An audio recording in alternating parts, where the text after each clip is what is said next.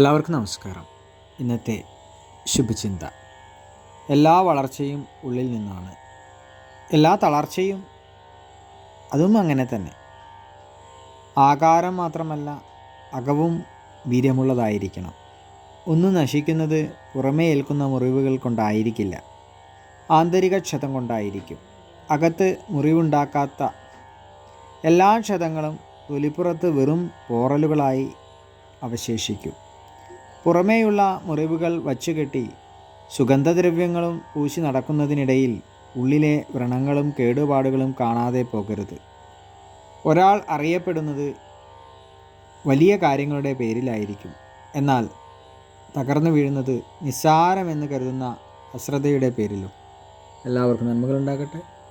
എല്ലാവർക്കും ജീവിത വിജയം ഉണ്ടാകട്ടെ. നന്ദി, നമസ്കാരം.